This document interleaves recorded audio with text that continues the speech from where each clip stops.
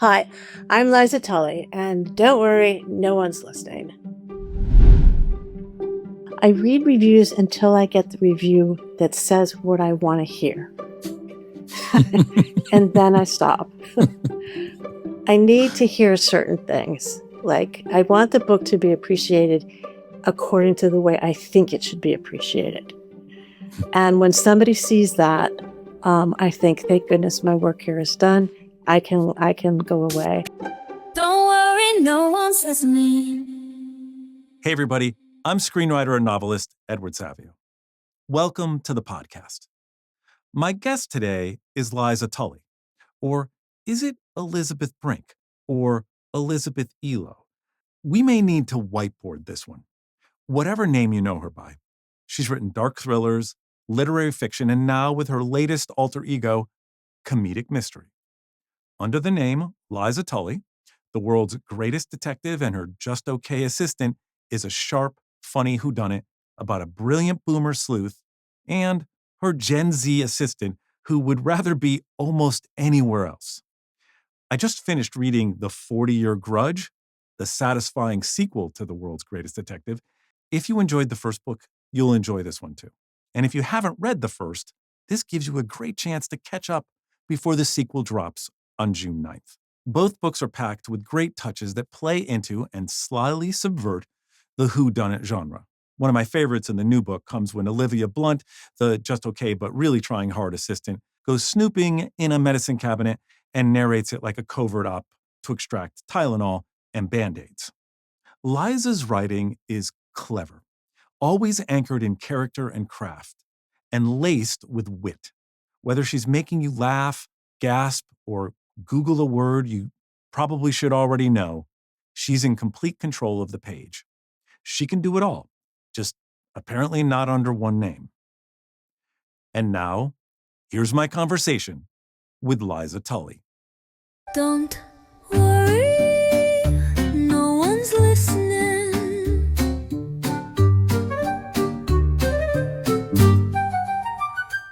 Elizabeth, Liza, whichever you want to be today, thank you for joining me. Well, thank you very much for inviting me. And remember, we can say whatever we want because no one's listening.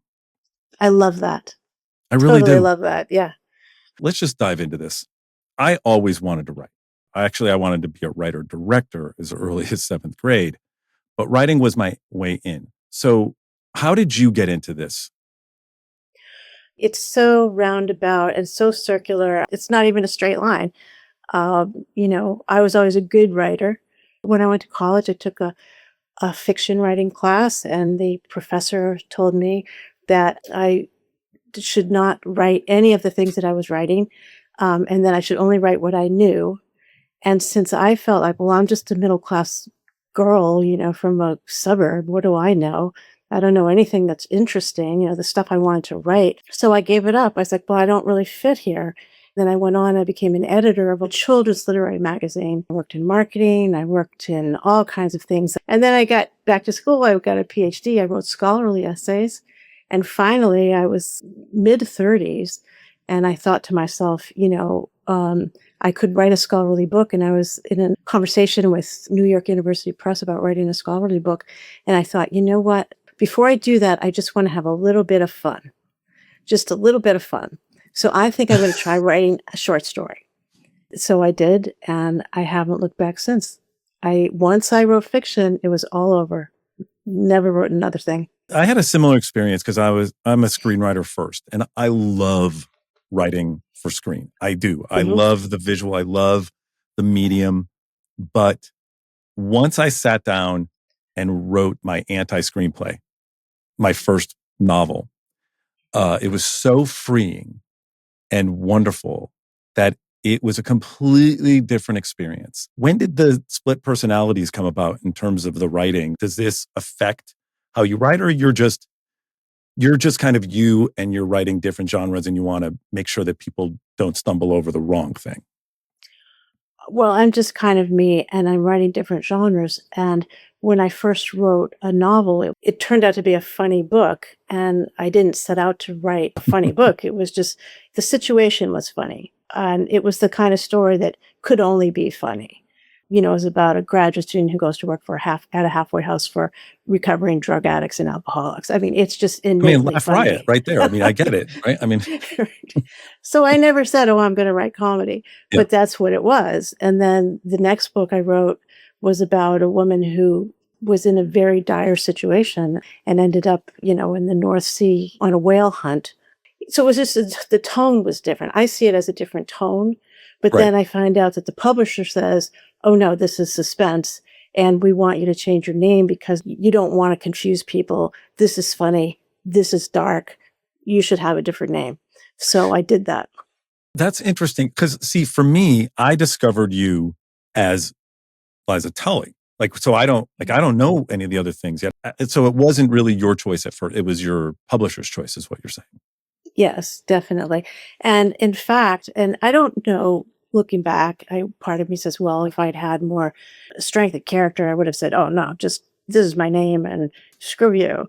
But when you're starting out and the agent and your publisher says you should do this, it's kind of hard to say, no, I don't really want to do that. So yeah. And plus I don't really care that much. I'm not really invested in being one person. I don't need that. I don't expect that I'm ever going to be some famous person who's known by one name. I just want to write books. Nobody's listening to this, but who knows? You may change that. So, as Chris Moore would say, would you mind fucking off? Chris basically said, he goes, I'm a tough guy to my agent. Yeah. But of course, the agent then goes off and smooths things out. The two characters in this book, they're very different, but they're kind of like two sides of a coin. And I love their work together. I love that it's told from the point of view of, like Watson, it's kind of told from that point of view of not the detective. It seems that when you have the detective duo, then you have the two people talking to each other. And that creates an opportunity for dialogue. It just makes the thing more interesting than having one person just walking around doing their thing. So I really wanted the dialogue. And then I thought, well, how can the dialogue be interesting? Well, it's only going to be interesting if the people are very different. And how can they be different? Well, an age difference works really well, and a difference between experience and inexperience. The problem with Watson, as I see it, is that Watson, he's not that interesting in himself. Right. Sherlock Agreed. is very interesting. Watson is just a mirror that makes Sherlock look even better. He admires Sherlock. The same thing with Captain Hastings and Poirot. Captain Hastings is kind of funny, but you don't really think of him as an important character. I don't even think most people remember him as much as they even remember Watson. Right. So I thought, well, that seems like a waste of breath. So why not have them both be important?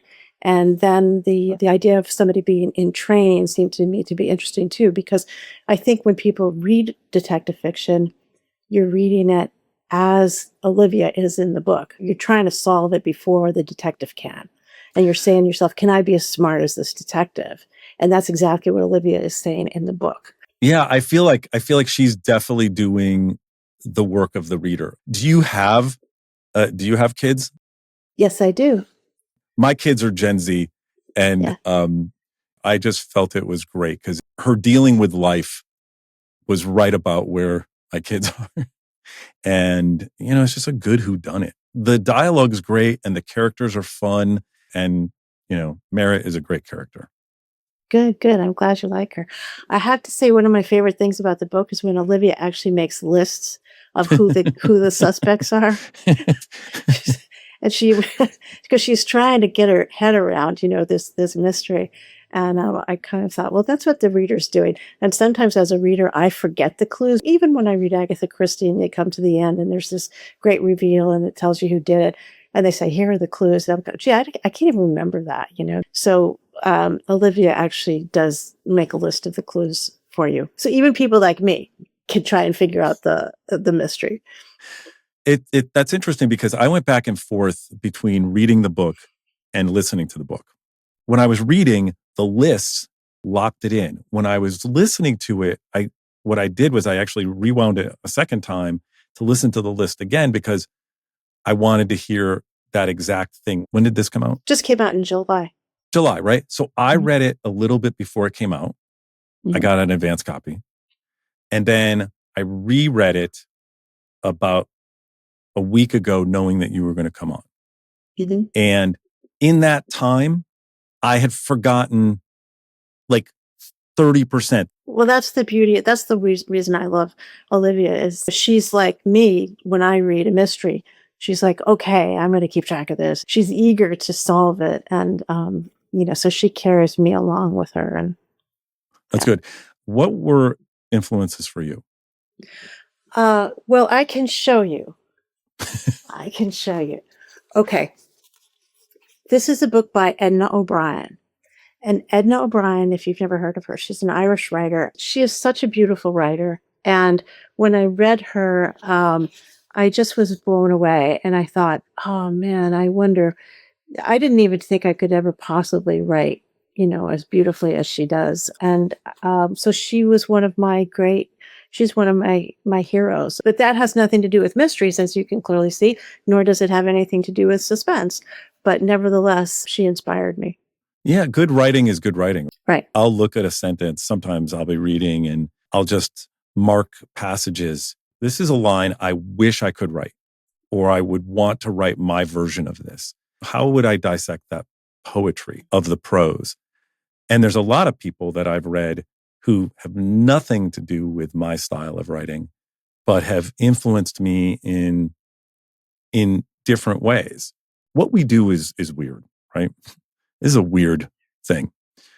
And why I'm doing this is I love talking to people who do what I do and understand how strange this is. Because sometimes the people around us, the people closest to us, they don't always understand. Do the people around you get what you do? I don't think so. And I don't hold that against them either. Of course. You enter a different world. You're thinking about different things all the time. You're thinking about a sentence. Most people don't sit down and think about a sentence. No, they don't. I think about sentences and I think about words, particular words. I think about the difference between a word like repulsive and repugnant. I actually thought about that just yesterday. You have to love language, like a kid in a playground. I just want to do this. And I like these big sentences and I like to put the commas in different places. It's like I'm just playing. It's like playtime to me. And the characters are like playtime. It's super, super fun.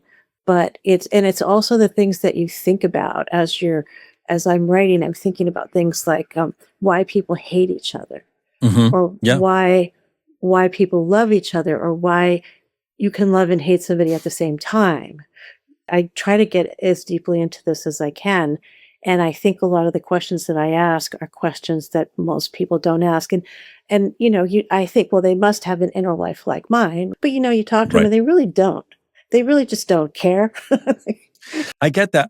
For me, there's a couple of things. Number one, when you're talking about words, I'm always like, what's the word that is unexpected or will tickle your brain in a funny way? Like, you could say the word sneakers or, shoes. That's not funny. Footwear is funnier for some reason. I think a lot about why don't people see that thing? Why don't they see that as funny? How do you find those strange things in the world that you're going to maybe write? I remember that when I was in high school, and we had to think of quotes to put on our pictures in high school. Yep. Mm-hmm. And there was a quote from A Midsummer Night's Dream, and it's spoken by Puck. And he says, "Lord, what fools these mortals be." Yes. I thought that was like the smartest thing that anyone had ever said in the history of the world. I just love that. And I think I still have that same idea. I'm happy to report that Freud said that humor was the most sophisticated defense mechanism. So, I feel like, you see, we're right up there in terms of the defense mechanisms. Exactly.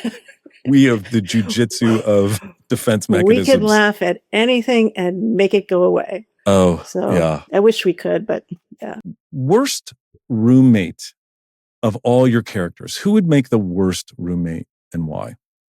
I can tell you a real world character, and I'll give you an example. When I was in college, I had a roommate who, when she didn't like someone, she took dog poop from the yard. and put the dog poop in front of the person's door. Now, you would think, who would do that, right? You think this cannot be real. It is totally real. And I tell you that it's absolutely happened. And so she's probably the worst roommate. Yeah. That's very funny. That is a terrible, terrible, terrible roommate. All right, we're going to take a quick break. And when we come back, we're going to go deep into process of doing what we do. Don't worry, no one's listening. This episode is brought to you by Development Hell. All the meetings, none of the movies. Stick around. We've got more. We've got a lot more to come, including going deep into the weeds on process. I want to give a big shout out to Bookster, home to a huge community of readers, for partnering with us so we can go deep with these writers. They said yes, so you can eavesdrop on our conversations. Readers, there's a lot of excellent content, recommendations, and Q&As with authors. Writers, Bookster helps you reach new readers. Whether you're a reader or a writer, check out bookster.com. And now, even though you're not supposed to be listening, back to the show.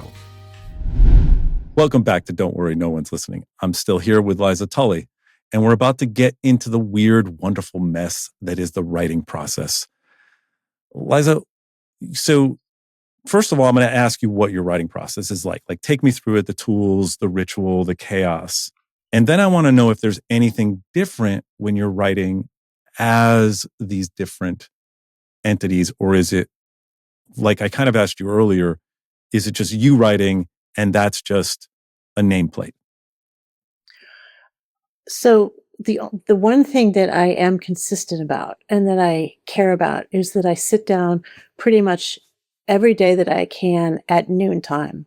And I will write until usually 4, 5, 6, if I'm in the middle of something like proofreading or something that you can do a lot of, maybe 7 or even 8. I can proofread or copy edit forever, good for me. But to write something new, if I get to 4 o'clock, from 12 to 4, that's going to be pretty good. So that's the one thing that's consistent. I'm not a big fan of rushing through to the end because I feel like I'm just going to, miss the nuances of my own work. And the nuances are really, really important, especially if you're doing humor. Humor's I think to me, it's all about nuance. It's all about, like you said, that Yep. funny word like footwear instead of shoes, or, some aspect of the person's description. And if I go too fast, that doesn't appear to me, that doesn't bloom on the page. So I take my time, and I don't write quickly. I stopped fighting with myself. I think that's what I Yeah. did. I just stopped fighting. You go to these seminars and things and people Right. say, do this, don't do this, write 1,000 words, write 2,000 words, write from 9 to 12, write all the way through. And, you get so much advice about how you're supposed to write. And if you try to follow that advice, in my opinion, you're just going to screw yourself up. So the only thing I do right is I say to myself, look, my instinct is that right now, I want to go back 5 pages and do that a little bit. I want to do that over again. I want to do over on that one scene. And that's my instinct, and I don't fight it. I go ahead and I do the do over. So I don't fight myself anymore. I appreciate that because I'm also a slow cooker as well. And I will write and rewrite some parts because, as a screenwriter, everything was mapped out before I needed to get into the script. But with a book, there's more discovery. There's parts in The World's Greatest Detective when you're describing a character, and it's making me think about this character differently. Like, you could have just said, oh, this person was whatever, but you took a moment to describe them in a word like footwear instead of sneakers. Right. But, that's so important. And I'm so glad you noticed that. That makes me really happy because I have a bunch of ideas about that. And one of them is that if you love words and you think about the English language, the words that we commonly use, and I've heard 400 or 500 words that we commonly use. And most of them are like and. Right. So what happens to the language? You just start to lose it. It starts to become flat.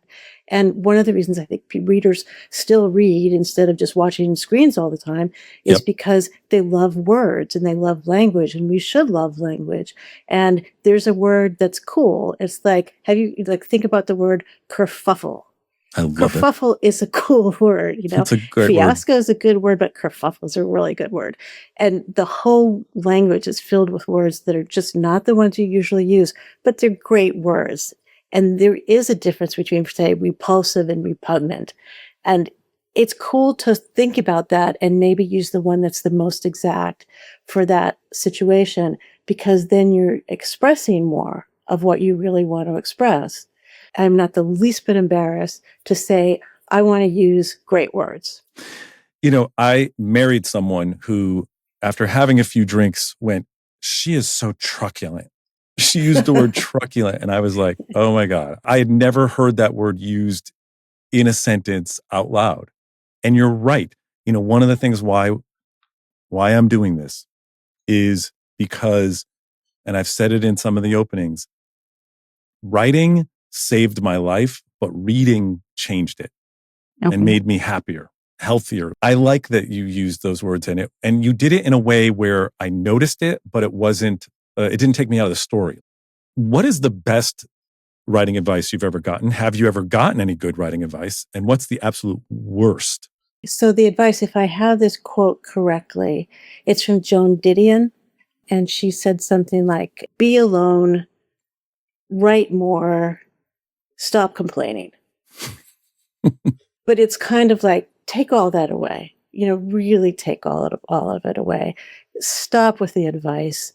Stop with I like the green pencil and not the blue pencil, and I can't write unless I'm wearing socks. I hear so many people say, oh, it's so hard. And it is really hard. Writing is really hard. It is. But there are so many things that are hard.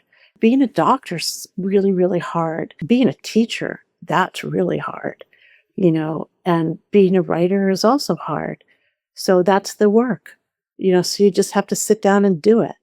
Are there rituals that you do? The biggest ritual that I have is that I sit in the same place, and I put a lot of thought of what's on my desk because I don't want any distractions. Right. That's my main ritual.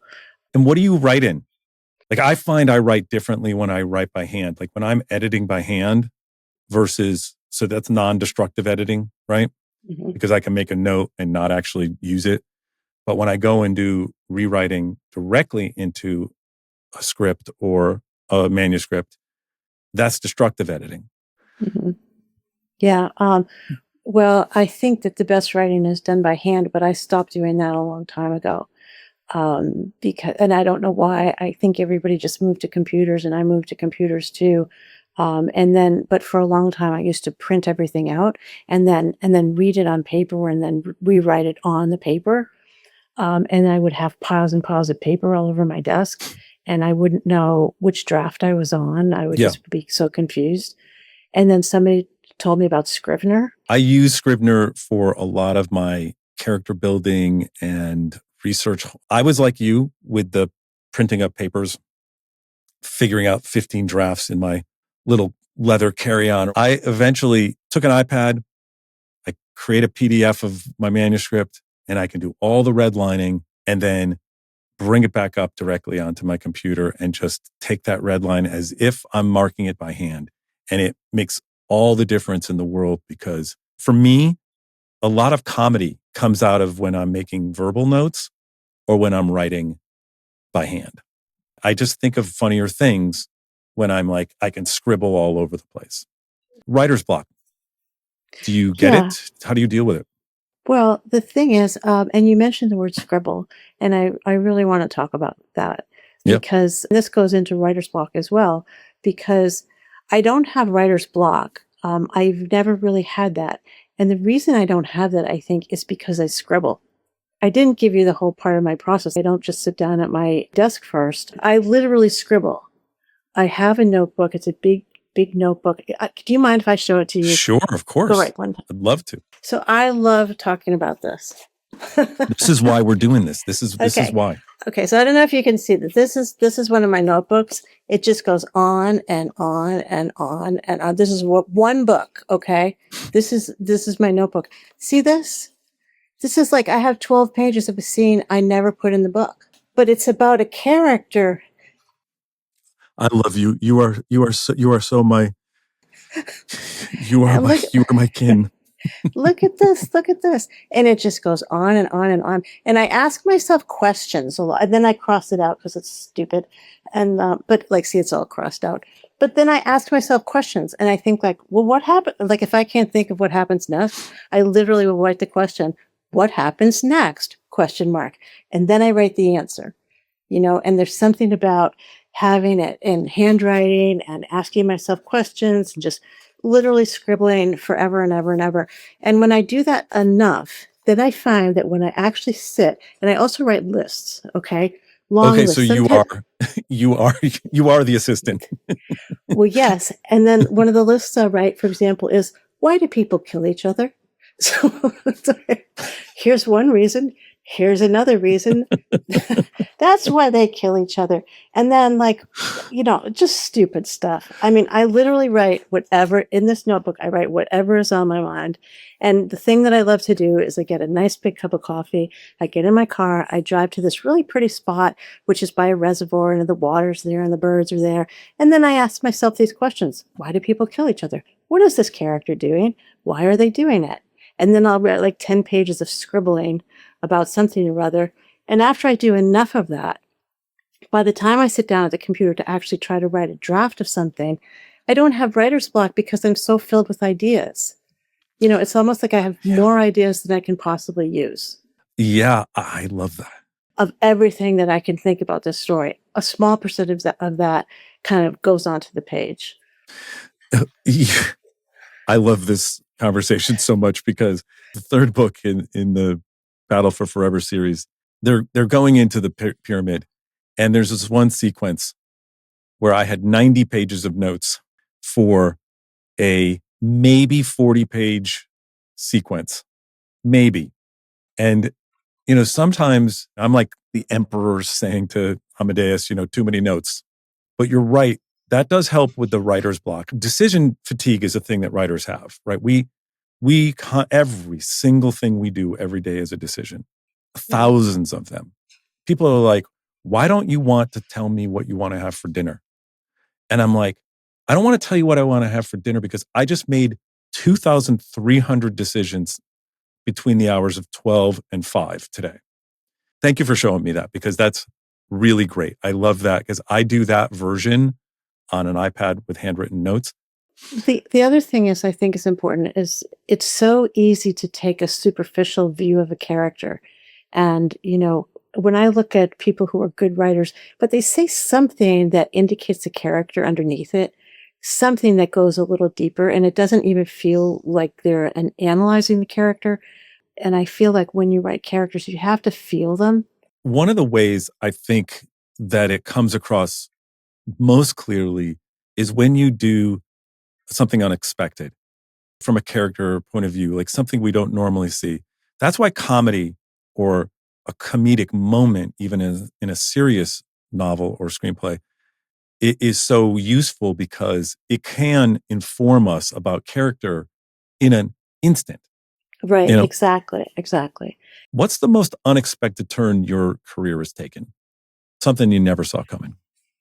I suppose it was the first funny story that I wrote because I had been writing literary fiction for a long time, and I had literary short stories published in kind of obscure literary journals like the Georgia Review, the Alaska Quarterly Review. So I was very conscious of trying to write something kind of deep. And what happened is I wrote a novel that no one published.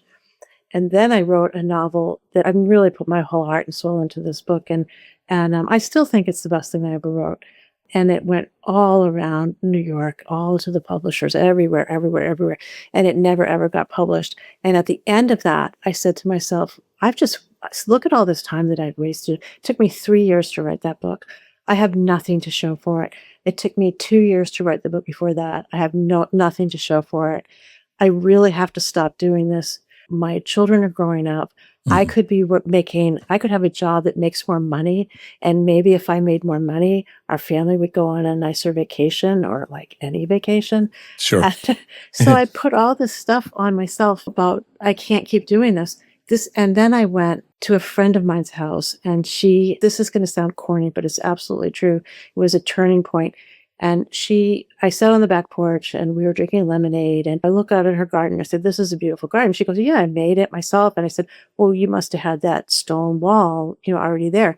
And she said, No. I built that stone wall and I went down to the river and I put all these stones in the back of my Subaru and I built a stone wall and then I planted the garden. And I thought to myself, "Oh my God, this is such an amazing amount of work this woman has done. It's absolutely beautiful."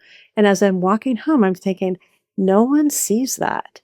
No one but her family and her friends ever see this beautiful backyard that she had designed and built. And I thought to myself, well, if she can have a garden, how come I can't have a novel? And then I thought, okay, I'm going to just have a novel because that's what I want to do, but I really don't want to be depressed anymore. So I'm going to write something funny. So then I wrote something funny just so I wouldn't slip my wrists every time I tried to sit down and write a novel. So I wrote something funny to amuse myself. And sure enough, that's the book that got published by Houghton Mifflin and that sold in 3 weeks. So I think that's a good story for people to hear, which is, this isn't an easy job. It's not easy to write something. It's certainly not easy to get people to see things, but you're not always sure what's going to make it. But when you don't really have a plan B, that's one good way to kind of do it. You went, "Hey, listen, I'm going to write this." And you wrote it for yourself and you made it funny. And that's probably the best thing because you wrote it to please yourself, right? I was speaking with Julia Whalen, whose My Oxford Year just came out on Netflix. And she was like, I don't write for you. I don't write for the audience. I literally wrote something funny because I was so depressed, and when I wrote something funny, I was sort of giggling all day, Which one was this? Which one was this? This was called Save Your Own. It's called Save Your Own, and that's a peanut riding a bicycle. And it's about Already I'm a laughing. graduate student who goes to work at a halfway house for alcoholics and drug addicts. And it's just a funny, I think it's a funny book. And the thing is, I was giggling the whole time I was writing it. I was laughing. I mean, I just amused myself writing this book. And luckily it amused other people too. So, and it's a great cure for depression, frankly, after you've had a bunch of failures in terms of your writing. I think it's great. I mean, I always tell people I've probably saved hundreds of thousands of dollars of therapy being a writer. I also wanted to say something about you say about writing for yourself versus writing for other people. Yep. When I wrote my thrillers, my suspense books, I wrote definitely for myself because I wrote a book that got set in Russia. It has all this dark stuff in it. I mean, it's really dark. You try to sell it and all the publishers, they would say, well, we don't know what to do with it. Is it suspense or is it literary? We can't decide. And so we don't know how to sell it. And so I literally made a decision and I decided to do what everybody had been telling me for the longest time. They said, pick a lane. So when I decided to write this new book, I thought, I'm going to pick a lane finally. And I am going to write for readers. And when you write a traditional mystery, you're writing for readers. Readers know all the conventions. Yep. They want to see how you play with the conventions. They want you to do something different, but they also want you to do a lot of things exactly the same. And a mystery is a tease. You're teasing the reader the whole time with information. You are so conscious of the reader sitting there. You're writing literally for a reader. So there's a huge difference between this book, which is the traditional mystery, and some of the suspense I wrote, which basically very few people read. So, so yeah, you can do both. Sometimes I write for myself. Sometimes I just say, I'm going to write for readers. The thing about a mystery, there's an established readership there. You do have to meet a certain expectation there. But I really enjoyed it. And you're right. I mean, it's a lane, but I still felt your voice. So, that was good. Time for a quick break while we rethink everything we just said and a few of our life choices. You're listening, even though you're not supposed to. So don't worry, no one's listening. Okay, while we're taking a quick break, I want to say thanks to my producer, Lisa Lindo, who you can't see or hear. She is the ghost in the machine keeping us all on track, or at least trying to, by telling me during these breaks what I didn't do, which is what she's probably doing right now. So when you hear out of context mentions of Lisa, that's who we're talking about. Say hi to everyone, Lisa. Like I said, you can't see her or hear her. The platform doesn't record producers. It has something to do with their magic. Don't worry, no one's listening. Okay, everybody, welcome back to Don't Worry, No One's Listening. I'm here speaking with Liza Tully. Okay, Liza, it's time for Laugh, Cry, Scream. This is where I ask you about a book, a movie, a show, or a scene that really made you laugh, one that made you cry, and one that made you scream. So what is your laugh? Okay, so my laugh is, have you heard of the Patrick Melrose novels? No, I'm going to know. Okay, this is by Edward St. Aubin. And this was made into a television series actually starring Benedict Cumberbatch. This is a series of books, and it's kind of fictionalized autobiography, and it's dark and it's funny. And those are the two things I love the most. And when you put together dark and funny, I'm with you 100%. They deal with his childhood, his addiction, his recovery from addiction, his parents' deaths, and things like that. I mean, if you want to go to a family funeral and laugh and cry at the same time, you have to read this. You absolutely have to read this. And furthermore, he's one of the best stylists I've ever read. His writing is you know fantastic. What? You've just given me more reading. What's your cry? The Cry. Okay, The Cry this is Edna O'Brien, and this is the Country Girls trilogy. Again, it's fictionalized autobiography. And I think that I just respond really well to that because the voice is so authentic. And it's about her growing up in rural Ireland, and, you know, the parenting she had, which was not ideal, and the struggle to find herself and to actually just get out of there and end up moving to London and becoming just a world-class writer. But it's gorgeous. It's gorgeous and it's painful, and you will cry. You will definitely cry. And what's your scream? Okay, so the scream, I have to tell you that I don't have one. I can't remember anything that has made me scream. But I will also tell you that I scream at practically anything. When, for example, I'm watching television with my husband and we're watching a Netflix, I'll be like, I'll scream. So I scream at everything. so pretty much everything. So we'll just put everything. Yes. Do you ever scream in that way that's not about fright? That it's like, why are you making that story choice? Yes, I do. There's a lot of books that I get and I read a few pages and I put them down, and I'm very, very disappointed. That's a scream, I guess. That is a scream. I feel guilty about it. I feel guilty. I feel like I should like things better. There's so much that I don't like. And there's another part of this too, what I think about a lot. And when you pick up a book to read it, it's a very personal choice. And it's so important because that time that you spend reading is time, like you said, that you can learn and grow in whatever ways you need to learn and grow right at that moment of your life. And so this year, right now, I might have an urge to read a certain thing because somehow in my heart or my soul, I need that thing, you know? So when I pick up something and it's not what I need at that moment, then I'm mad.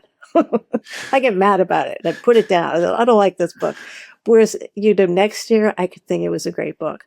But that's how I feel. Like you have kind of a spiritual hunger. You go to a book and you want something from it. And when you get it, you're like, it's like a gift from like heaven. And when you don't get it, you're like, eh. I think that how you discover a book and when you discover a book, you said something that echoes what Julia Whalen said, which is Don't waste your time reading this book unless you absolutely want to read this book. Put it down, and maybe a year from now, you're going to love this book because it's going to be the right time for you to read that book. Right. Exactly. Let's go through some rapid fire questions here. Uh-oh. Yeah, no, they're good. All right. Lawyer, agent, or editor, whose life do you save? You can only save one. Oh, the agent. I love agents. Because if I had to have a job that I'd not be a writer, I would want to be an agent. They're the gatekeepers. They're the people who can discover people and bring people into the system. And editors are more technical, but agents are making it happen. Lisa, who you do not hear or see on this podcast ever, she was my agent first. After reading something you've written, has anyone close to you ever asked, "Are you okay?" Absolutely. I mean, I wrote a short story about a woman who had a psychotic breakdown, and it's very realistic. It was published in some literary magazine that was picked up by another literary magazine out of Hawaii called Manoa. I mean, this story, and then it was also republished in this story really hit a nerve, and it's horrifying. It's about a woman who loses her mind. Yeah, so it's really scary. Well, so you got some questions. About that one. Yeah. If you could swap lives with one of your characters for a day, who would it be? And how long do you think you'd survive? The character in this book right now, the world's greatest detective and her just okay assistant, the mature woman, her name is Aubrey Merritt. I would swap with her because I think she's found herself and she's found her niche, and she's dedicated and she's smart. And she just she doesn't do all the stupid stuff anymore. She just does her job. She's over it. She's over everything. She just does her job, and she wants to catch the bad guys, and she feels like she's driven to do that. And that's a very noble cause. I like her. I like her as well. Do you read reviews? I read reviews until I get the review that says what I want to hear. And then I stop. I need to hear certain things. Like, I want the book to be appreciated according to the way I think it should be appreciated. And when somebody sees that, I think, thank goodness my work here is done. I can go away. And then I really try not to read any other reviews, because sometimes they're just terrible. I mean, not that they hate, some people do hate the book, but sometimes people have such odd things that they react to, and that they, and you're kind of like scratching your head saying, why is that important? Yeah. Right. I get that. What's something you never get asked in interviews, but you wish you did? Well, there's probably a lot of things I'm glad I don't get asked. And there's actually things that I fear I might be asked. Okay. We're going to need to maybe delve into that a little bit. I don't want to be asked anything about my personal life. Okay. No. All right. If you weren't a writer, what incredibly unsuitable job would you have? Well, if I weren't a writer, I think the first job that I ever wanted was when I was a kid. I wanted to be an architect. And, and I think it's like, I would love to be an architect because I love buildings, big, small, Sure. Rooms. Where do you put a room? I mean, it's kind of like making something and designing something in your head. And I would like to have that job. You mean like writing a book? It's kind of like writing a book. It's like writing a book. Yeah. It's like writing a book, but with wood. Yeah. Unfortunately, I can't draw at all. So that would be a terrible one. Yeah. I'd be really bad at it. All right. A short break right now while we stare into the middle distance and call it writing. This is, don't worry, no one's listening, because by now, no one probably is. Good. If you are listening, despite all our warnings not to, follow the show, rate it, drop me comments and recommendations. I read them very slowly. I can be reached pretty much on all social media at Edward Savio, except, strangely, Facebook, where I'm at Edward Savio Writer. Lisa should be just about wrapping up giving her notes. So let's get back to it. Don't worry. No one's listening. Okay, still us, still talking, still somehow allowed to exercise our First Amendment rights. This is Don't Worry, No One's Listening. I'm here with Liza Tully. Liza, so your balance of tone in The World's Greatest Detective and her Just Okay assistant was really great. I really enjoyed that tone between the comic and the, detective novel. How do you find that line between comedy and sincerity and between the tension and release? That is such a fascinating question because that's exactly what I was concerned about when I started writing this. Because as I've said before, so I wrote comedy and then I also wrote really dark suspense. Darker stuff, yeah. And I was kind of like, I don't know how to go between those two things. It's either one or the other. And then I was reading, I think it was Anthony Horowitz who wrote the series. It's a Hawthorne Horowitz detective duo. He writes as himself. And when I picked up the book, I said, this is exactly what I want. It was the tone between this is real, but it's kind of funny. When I saw that, I thought, this is what I want to try to do. She's a funny character, but she's also serious. And it's a kind of a funny crime, but it's also has real emotion in it. I think people want to feel, I don't want to read something that's just funny. I want to read something that has real emotion in it too, where the characters have real life problems that you can identify with.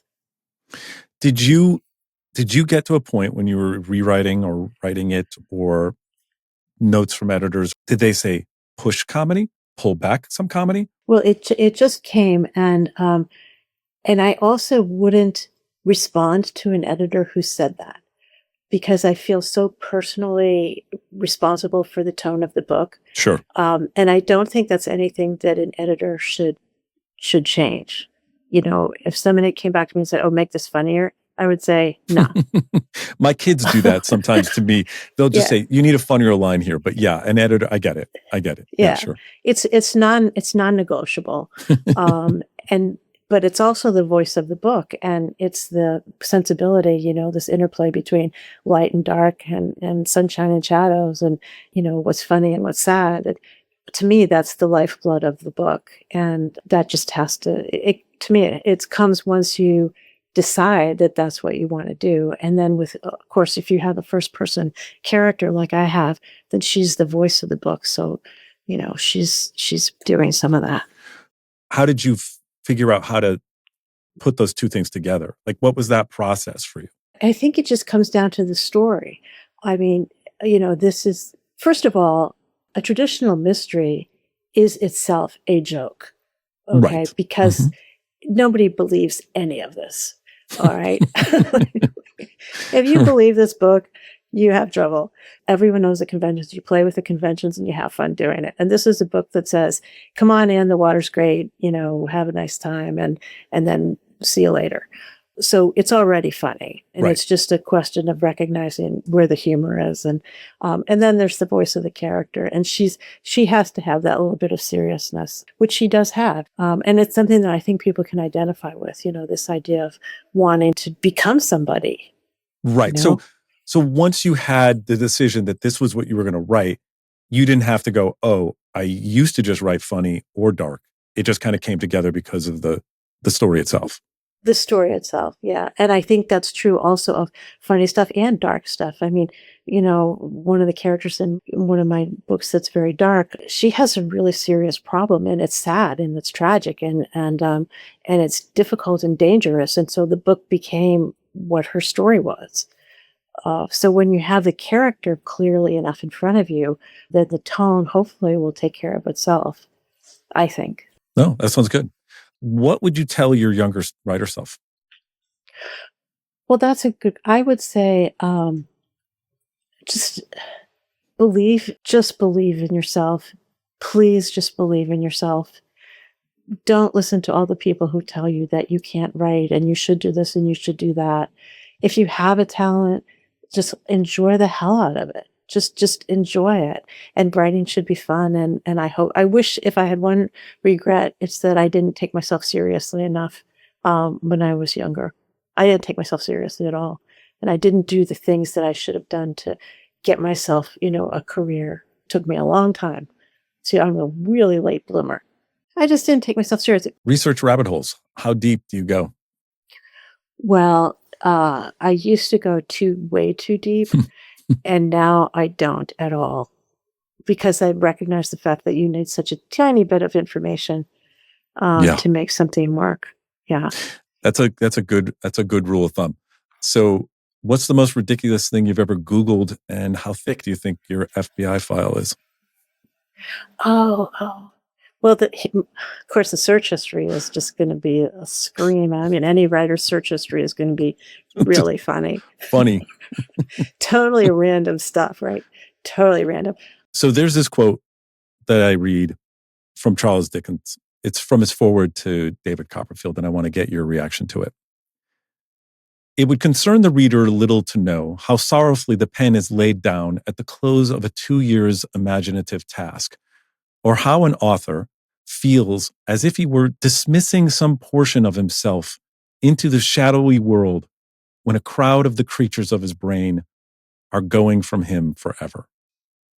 How do you feel about when you're done with either a character or a book? Well, first of all, I think that's a beautiful quote. And I absolutely feel the same way. Some of the characters that I've created are really real to me, as if they were actual people. And yeah, and I feel I'm happy that they live inside a book. I wish that they could all be here in my office with me and sitting around, because I would just say, you guys, you're awesome. I love you. Happy life. I would really think of them as real people and not as me. They're not me. So you're going to get to revisit some of these characters because you're going to do another book in this series. Well, there's a book that will come out in June of 2026 that is a second in the series. That's in the World's Greatest Detective series from the book that came out last June. So there you go. Are you expecting to do more, or you don't know? That's under discussion. I do have a synopsis and a concept for it. And the books are very different, and it's interesting to me how setting makes a difference. Yeah. For some reason, a book that's set in New York City seems to be, in my mind, a more traditional mystery, whereas the book that's set in the desert is just kind of hilarious. Hey, listen. One of my favorite movies of all time is Raising Arizona. And, and there's nothing funnier than the desert. The desert is a character in that movie. Yeah. I'm so glad you feel that way. I really am, because you said it in the desert, it turns out to be funny. You said it in New York City, it turns out to be traditional. I'm not making that decision, but that's the story that happened there. I just think that shit can happen in the desert that can't happen in New York City. Like, there's stuff that can happen in New York City that doesn't happen anywhere, but we know that. We've lived it. But people being out in the middle of nowhere or in the heat and annoyed by the heat and just dealing with the mirages out there, there's just something funny about that. Even taking a look into the distance, all of a sudden, some fucking animal comes across the screen, just it comes across your vision that you never, ever would see. It's so true. That, in fact, in the book, have you ever heard of a javelina? No. It's an animal. Okay, so I have never heard of it. So that's in the book. And I found people were always being irritable in this book. And I was like, the heat was making everybody irritable. Yeah. And that's funny. Just being irritable is funny. Just being annoyed is funny, I mean, right. Absolutely. So how can people, I know that you were saying you have no fans, but you do. So how can people follow you? Well, the best thing to do is just go to lizatully.com. I have another website called elizabethelo.com. Elizabeth is spelled with an S, and the last part is ELO, Elo. And you can look at those two websites. And I'm also on Instagram at Liza Tully Writes, but I'm not that good at social media. So that's where you would find me. Okay. Well, you can definitely find Liza Tully on your Kindle, your bookstore, Audible. Like I said, I read it, part of it, and I listened to part of it. And I really enjoyed the audiobook version. It was very well done. One last thing. So I'm terrible at goodbyes. My kids make fun of me all the time on the phone and in person. I'll start a goodbye and then begin a whole new conversation. What's the story or the thing you would end up telling me in an hour or two that you haven't told me so far? Well, I don't. Gosh, I'm run out of stories. I don't have any stories. You have no more stories. I have no more stories. No. But I do want to say that I really, really enjoy this format because, like you said, it is like you can just talk and you don't have to even make sense. It's a great interview format. I really like it, and I really like that you didn't ask the usual questions. Yeah, this is from Julia Whalen.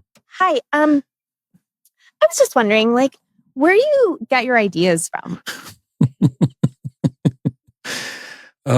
Yeah. No, we do not ask the regular questions. We want to ask those different things. And I want to hear that process and all of those things and what makes each of us unique and why people should spend their time reading your words, reading the sentences you've put together, the stories you're telling. Yeah. So, Liza, this has been an absolute pleasure and better than therapy, cheaper too, and definitely more fun. So, well, I appreciate it. Yes, this was super fun. Thank you so much. Thank you to Lisa for the backroom work that you're doing, and thank you, Edward, for being funny and talking and being willing to talk for longer than 15 minutes. Yeah, it's so much better when no one's listening, and it's so much easier to actually get to know someone. It is. And this is the thing that's really important. I feel like everyone I've spoken to, I would reach out to them and want to talk to them again, and just as a person. Thank you. Thank you so much. All righty. Bye-bye. Don't worry, no one's listening.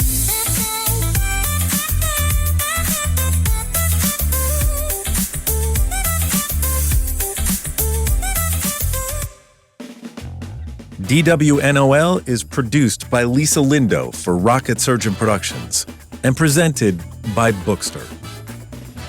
DWNOL themes by Trina Davis and Annie Musical Team. More later.